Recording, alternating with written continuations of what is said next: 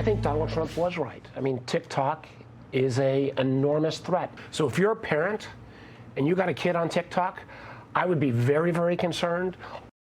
Lawmakers of both sides of the aisle finally calling for a ban on the popular social media app TikTok. Many U.S. officials believe the platform is helping China collect data from millions of users. Here now with the reaction is from the Heritage Foundation, a research fellow in the Center for Technology Policy, Kara Frederick. Kara, welcome back. How big of a problem do you view TikTok? Oh, it's absolutely massive. And there's no excuse at this point. We know from leaked data, from leaked audio, from reports that Chinese officials via ByteDance, its parent company, have decided to monitor the specific locations of Americans. This was a Forbes article recently using the app TikTok. And we know that engineers in China can access Americans' data when they use this platform. So there's no question. It is a CCP, a Chinese Communist Party spy app, and Americans are using it. They should get off. 60 Minutes did this about 3 weeks ago. They talked about how the content of TikTok for China is history and math and things.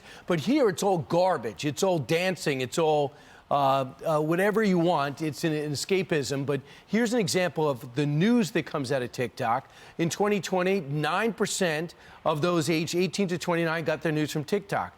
Now it's up to 18% 2 years ago, and then this year, 26%, only looking to grow. In fact, you see President Biden inviting bizarre TikTokers to the White House. You see President Obama sitting Indian style on the ground talking to a TikToker. Do they not realize what Senator Warner just said? No, they absolutely realize it. Again, there's no question that given the national intelligence law that China has, private companies have to give information to the Chinese Communist Party. So we know that lawmakers know this, but they're so reflexively anti-Trump because Trump had an executive order that said TikTok should not be born. We should give it to a U.S. company, preserve and safekeep Americans' data. They're like, absolutely not. We're going to court the younger generation. You have parents saying that 30% of their preteens, 9 to 11-year-olds are on TikTok. Biden wants those voters. The Democratic Party wants those voters, so they're using this platform over and over again. So they'd give up what's in the U.S. security interests in order to potentially get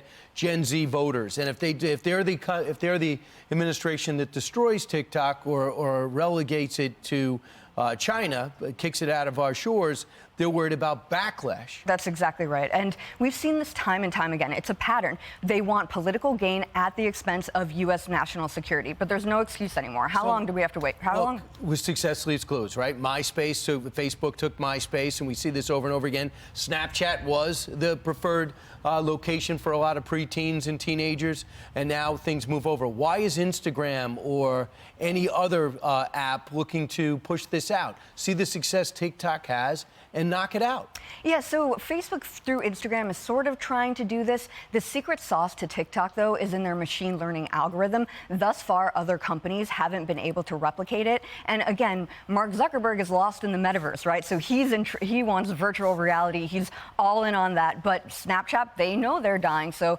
if they can replicate that secret sauce, the For You algorithm, then I think other companies would do as well as TikTok is doing. But thus far, no luck. We've got 2 years to another election. You have a Democrat and Republican both pushing for it. I imagine this might be an opportunity. Kara, thanks so much. Of course. I'm Steve Doocy. I'm Brian Kilmeade. And I'm Ainsley Earhart. And click here to subscribe to the Fox News YouTube page to catch our hottest interviews and most compelling analysis.